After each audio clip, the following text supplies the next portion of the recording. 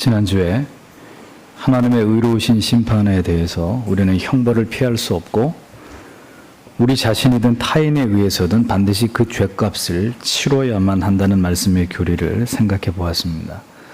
결국 하나님의 공의를 만족시킬 그 어떤 것도 죄인된 인간에게는 결코 존재하지 않는다는 사실을 우리는 기억해야 할 것입니다. 이어지는 오늘의 교리의 질문은 우리 스스로 우리의 노력으로 하나님의 의를 만족시킬 수 있는지, 그리고 다른 피조물이 우리를 대신해서 하나님의 의를 만족시킬 방도가 있는지를 묻고 있는 것을 볼 수 있습니다. 신앙에 관한 잘못된 오해 가운데는 자신의 어떤 노력과 공력을 통해서 하나님께 인정을 받을 수 있을 것이라는 이런 그릇된 생각에 사로잡혀 있는 경우들을 종종 보게 됩니다. 그러한 생각 자체가 얼마나 하나님의 공의에 대한 무지에서 비롯된 발상인지를 우리는 정확하게 깨닫고 이해해야 될 필요가 있습니다. 전적으로 타락하고 부패하고 선을 행함에 있어서 완전히 무능한 존재가 뭘 해서 하나님의 의를 만족시켜 드릴 수 있겠습니까? 그러니까 우리가 하나님을 사랑하고 그 뜻대로 살기 위해서 노력하는 것은 하나님의 의를 만족시켜 드리기 위함이 절대로 아닙니다. 우리가 그렇게 해서 하나님이 우리의 그러한 모든 선한 노력으로 하나님의 의가 그것을 인정하시고 만족해 줄 수 있다고 믿는 것은 올바른 깨달음에서 비롯된 지식이 아닙니다. 어떻게 해도, 우리가 어떤 일을 행해도 하나님의 의에 다다를 수는 없습니다. 다만 구속함을 입은 죄인으로서 마땅히 그렇게 살아드림으로 하나님의 영광을 드러내니 마땅한 것이기 때문에 말씀에 순종하고 올바른 진리의 길로 걸어가려고 노력하는 것이지, 우리가 이렇게 했으니까 하나님이 그것을 받아주시고 하나님의 의에 합당한 기준에 내가 도달했다고 생각하는 것은 아주 중대한 착각에 지나지 않는 것이라는 거죠.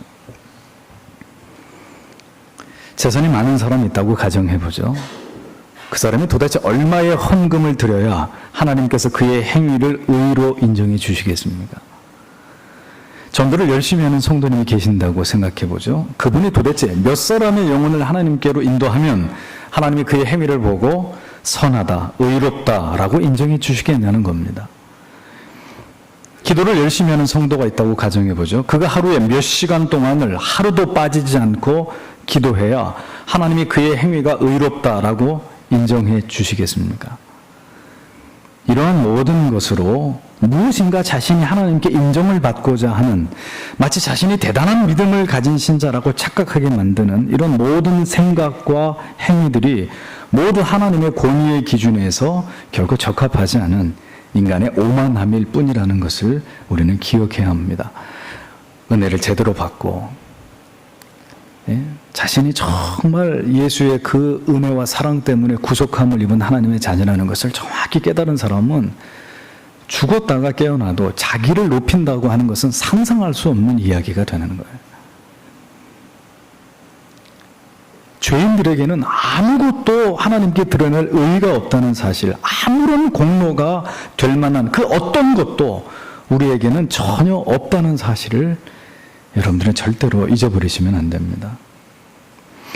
만약에 우리가, 그 불가능한 얘기지만 죄를 전혀 저지르지 않으면서 내 의를 쌓아간다면 하나님께서 그것을 의로 여겨주실지 모르겠습니다. 그런데 그렇게 할 사람이 있냔 말이에요. 원죄 아래, 또 하루에도 하나님 앞에 수도 없이 넘어지는 자들 가운데 그렇게 죄를 짓지 않으면서 자기 의를 쌓아갈 수 있는 사람은 누가 있다는 말입니까? 죄 아래 인간은 언제든 자신이 범한 자범죄와 원죄 아래서 하나님의 공의에 두려운 심판 아래 있는 사람이라는 자각과 동시에 그 죄를 아들의 보혈의 능력으로 모두 용서함을 받은 자비와 긍휼 아래 또한 자기가 있는 존재라는 이 두 가지의 정확한 자기인식을 가지고 있어야 합니다. 이 두 가지 선명한 의식의 지배를 받을 때 인간은 감히 자신의 어떤 노력으로도 하나님의 공의를 충족시킬 수 없고 하나님께 인정을 받을 수 없는 그런 존재에 지나지 않다는 것을 직시하게 됩니다. 그런 즉시 교만한 마음을 버릴 수 있는 것이고 값없이 베풀어 주시는 속죄의 은혜로 말미암아 영원한 죄책으로부터 자유함을 입은 의인이라는 의식 아래서 건강한 신앙생활을 겸손한 의에 줄이고 목마르고 가난한 심령을 가진 그런 심정으로 신앙생활을 영위해 나아갈 수 있는 것입니다. 어리석은 인간은 영원한 하나님의 진노와 저주 아래 있을 수밖에 없었던 죄인이라는 사실을 종종 망각하고 어떠한 자신의 노력과 공로를 하나님께로부터 의로 인정받을 수 있을 것처럼 생각하고 그래서 감히 하나님 앞에서 자신을 높이려고 하는 이런 오만함과 교만함에 빠질 때가 많이 있습니다.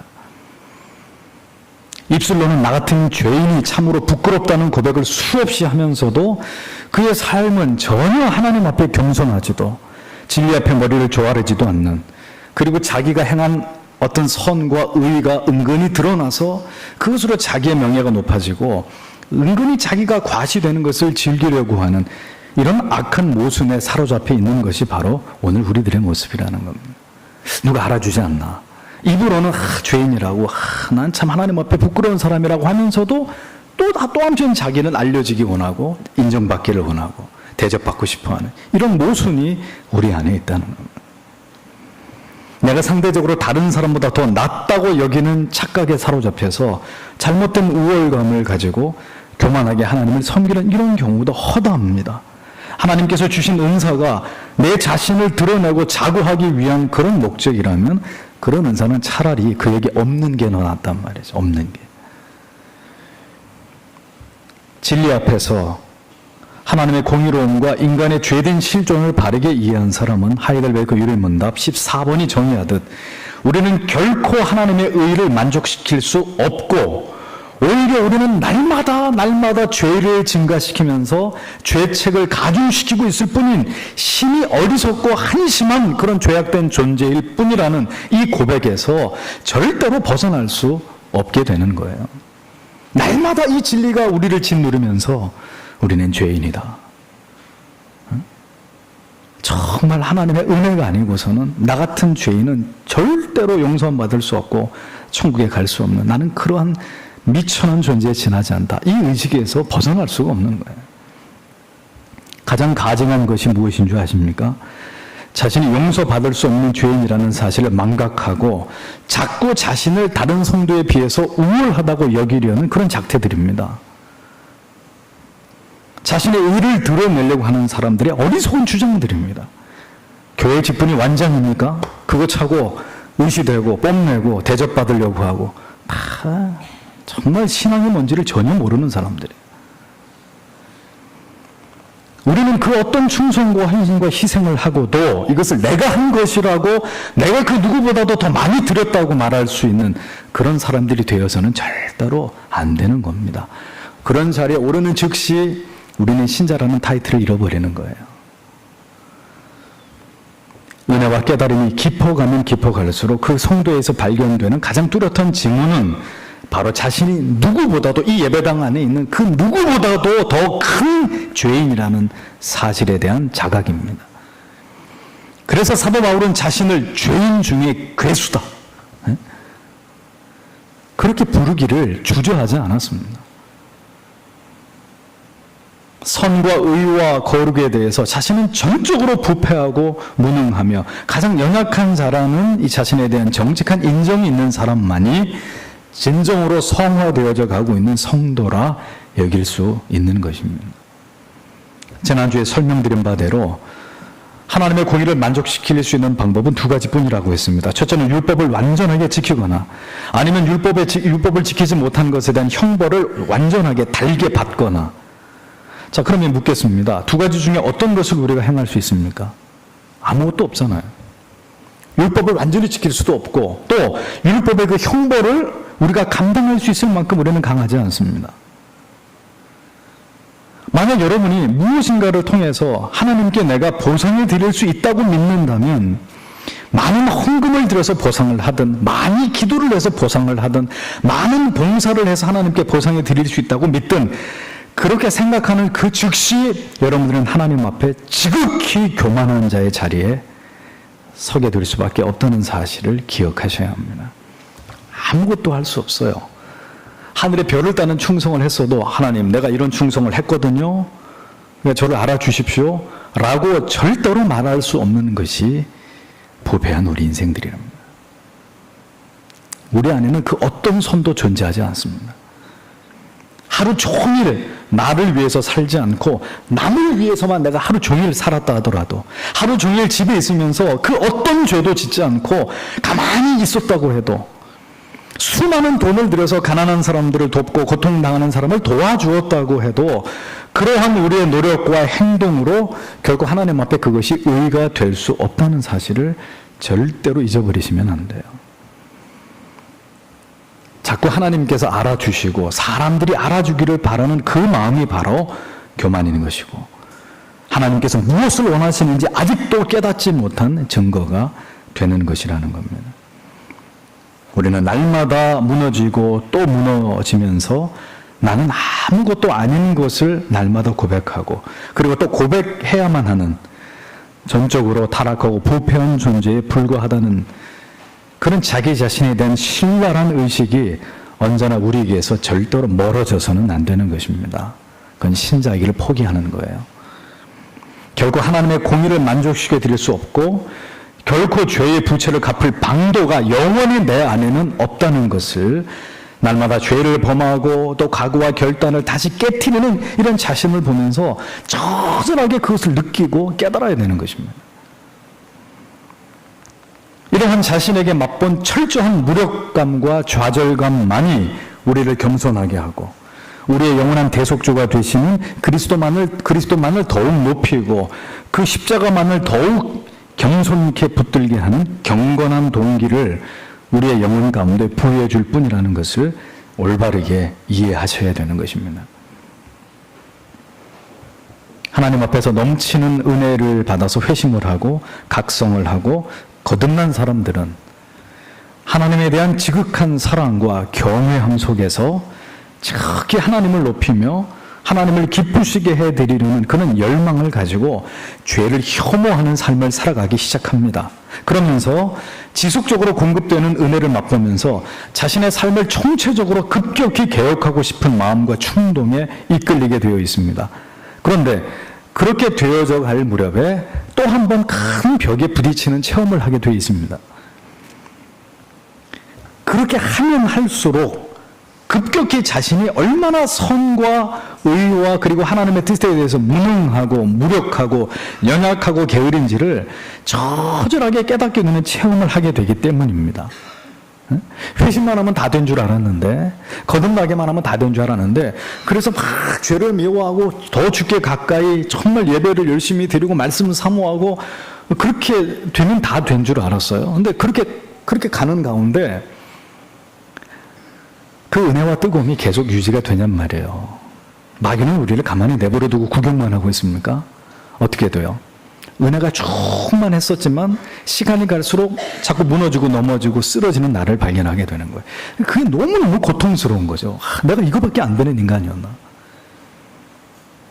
아무리 자신의 노력으로 삶을 개선해 보려고 죄의 습관을 벗어나 보려고 몸부림을 쳐보지만 그럴수록 더더욱 그 모든 노력이 허사일 뿐이라는 것을 절절히 깨닫게 되는 일들이 정상적으로 회심을 한 성도에게는 어느 순간인가 그런 현상이 나타난단 말이에요. 아, 이게 나는 쓰레기 같은 인간이구나. 더 심각한 사람은 이 구원이 흔들리는 거죠. 나는 구원받지 않은 사람이구나. 이렇게 막 흔들리는 일이 벌어지는 거예요. 어떻게 예수를 믿는 사람이 내가 이런 삶을, 어제 내가 그 죄를 회개해놓고 오늘 또 내가 이런 죄를 지을 수 있을까? 막 이런 양심의 가책과 죄책이 몰려오면서 정말 진정한 회심한 성도라면 그 심각하게 그 자기의 상황에 대해서 고민하게 되는 거예요. 이것도 회심을 한 사람이나 이런 고민이 오지, 회심과 거듭나지 않은 사람은 죽었다 깨어나도 이런 고민하지 않아요.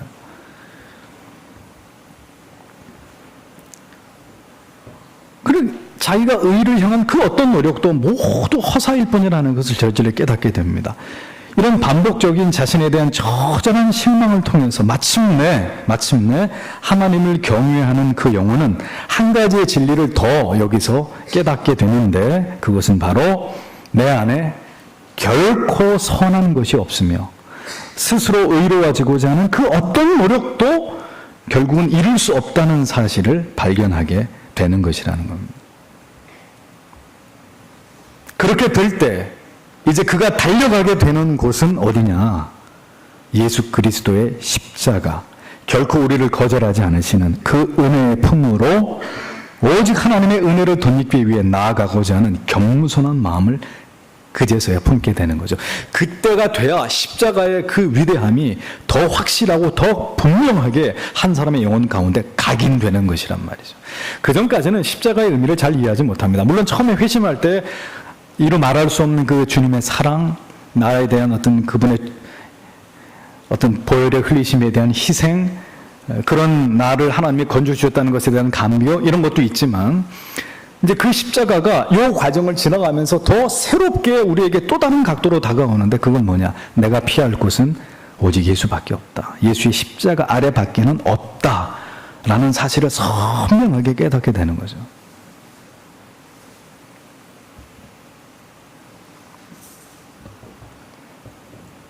우리의 모든 연약함과 죄악됨을 그가 아신다. 아무리 발버둥쳐 보아도 결코 이룰 수 없고 벗어날 수 없는 이 죄악된 육신의 껍질을 우리가 절대로 벗어날 수 없다는 사실을 내가 알고, 그리고 그 사실을 내 주께서 알고 계신다라는 깨달음이 오는 거예요. 그래서 십자가만이 능력이고 우리가 영원히 붙잡아야 될 위대한 가치임을 세월이 흘러갈수록 이제 믿음이 이런 과정을 통해서 제자리를 잡아갈수록 더 선명하게 깨달아져 가는 사람이 바로 거듭난 성도가 되는 거라는 겁니다. 그 사람이 진짜 신자가 되는 거죠. 그리고 그 은혜 아래서 날마다 자신을 벌레처럼 여기면서 자신의 남아있는 나를 높이고자 하는 모든 의도와 노력과 모습과 속성들을 혐오하면서 그것을 내려놓기 위해서 평생을 싸우며 수고하는 삶을 살아가는 겸손한 신자가 되어져 가는 것입니다. 이것이 바로 올바른 믿음의 길, 이 성화의 길로 나아가는 참된 신자의 모습이라는 거죠. 성도님들 가운데는 때때로 이러한 신앙의 길에서 잘못된 곁길로 새는 분들이 많이 있습니다. 그래서 자신의 행위로 의로움을 드러내려고 하는 분, 자신이 받은 은사에 대한 혹은 신비한 체험에 대한 우월감으로 이것이 역시 자기의 의가 되어버린 분, 많은 봉사와 헌신과 물질을 드림을 통해서 또한 자신이 상당한 지위와 위치에 올라 있음을 즐기려고 하는 이런 분들, 하나님께서 주시는 가시적인 복을 통해서 내가 하나님께 특별한 자녀라는 이런 사실을 드러내고 과시하려는 분들, 각양각색의 잘못된 신앙에 곁길로 빠져버린 이런 많은 신자들을 우리가 교회 안에서 보게 되는 것입니다. 잘 가다가 곁길로 새버린 거예요. 신은 그런 길로 가는 것이 아닙니다. 날마다 죄를 향해 달려갈 수밖에 없는 죄인. 이 벌레 같은 날 위해 주혜 받으셨네.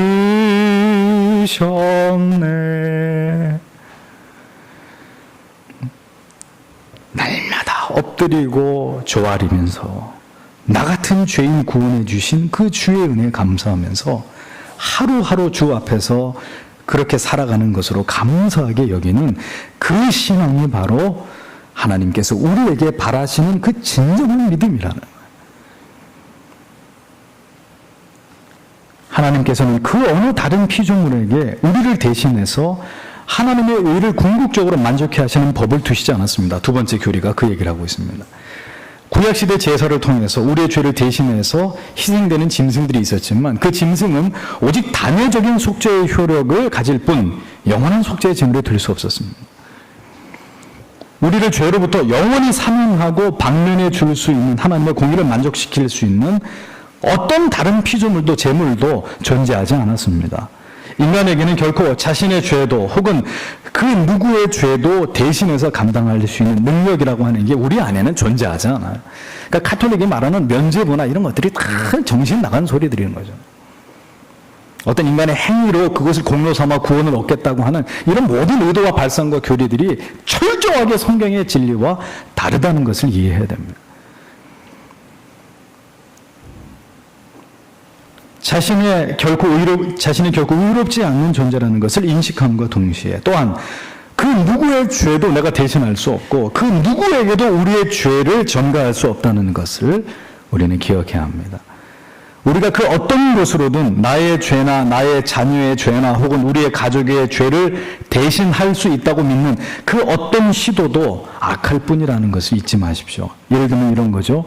믿지 않는 자녀나 혹은 가족을 대신해서 그들의 이름으로 헌금을 드립니다. 저는 한 번도 그런 말씀 여러분들에게 들어본 적 없습니다만 어떤 교회 목사님들은 그런 거 얘기하죠. 안 믿는 자기 남편, 안 믿는 아버지 이름으로 헌금하면 예수 믿는 그게 면죄부하고 뭐가 다르냔 말이에요. 그런 한심한 것을 요구해도 진짜 그런 줄 알고 열심히 예수 안 믿는 아버지 이름으로 헌금 드립니다. 미신이란 말이에요. 미신, 다 미신이라는 거예요.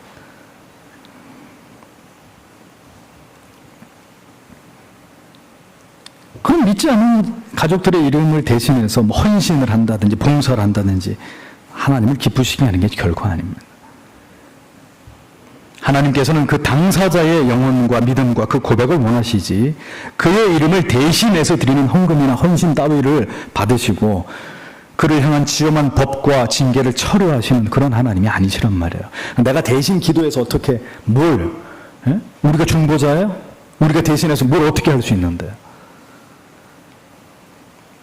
이 시대에는 그 어떤 형태의 면죄부도 통하지 않는다는 것을 잊어버리지 마십시오. 그런 형태로 헌금을 강요하는 것은 날도둑이에요. 날강도예요. 주일에 사업을 하는 대신 헌금을 더 드린다든지 봉사를 더 열심히 하신다든지 다른 것을 어떻게 상쇄하려고 하는 이런 시도들 속히 포기하십시오. 하나님은 그런 것을 기뻐하시는 하나님이 절대로 아닙니다. 모두 다 하나님 앞에 가증한 것일 뿐이에요. 불법으로 회사를 운영하는 대신 기업 예배 드리고 목사 오라 그래서 기업 예배 드리고 가정 예배로 이것을 무마하려고 하는 신성모독적인 하나님을 기만하는 죄가 되는 거예요. 하나님은 그런 거짓 예배나 물질이나 몸을 받으시고 만족해 하시는 우매하신 그런 신이 아닙니다. 그 어떤 시도도 하나님의 진노를 경감할 수 없습니다. 그 누구도 하나님의 정죄를 피하거나 다른 것으로 무마할 수 없다는 것을 잊어버리지 마십시오. 하나님은 그렇게 여러분들에게 속아주시고 봐주시는 그런 하나님으로 여러분들이 하나님을 아셨다면 여러분들은 지금까지 우상을 섬겨온 거예요.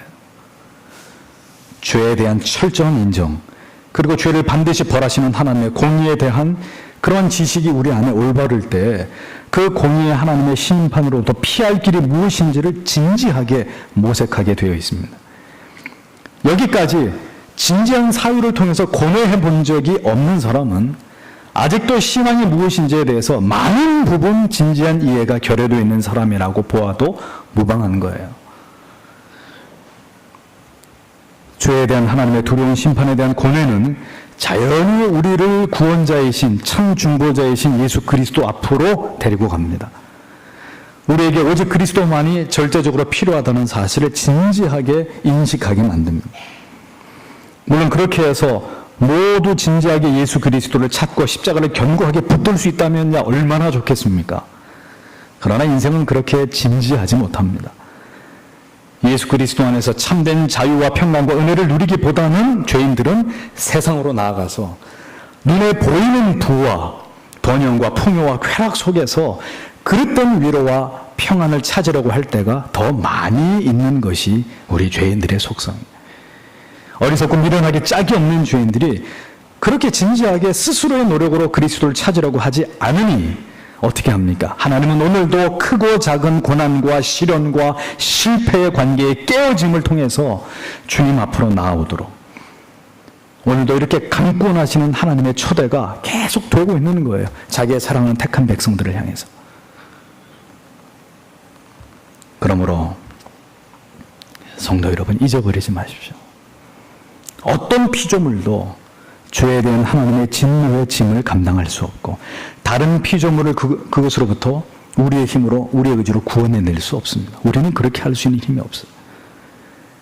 어설픈 박애주의는 빨리 포기하고 오직 예수 그리스도가 우리 모두에게 필요하다는 이 불변의 진리를 전하는 일에 우리는 최선을 다해야 되는 것입니다. 그 그것이 진정한 구원의 진리가 무엇인지를 아는 성도의 도리임을 기억하는 저와 여러분들이 되어야 될 줄 믿습니다. 기도하겠습니다.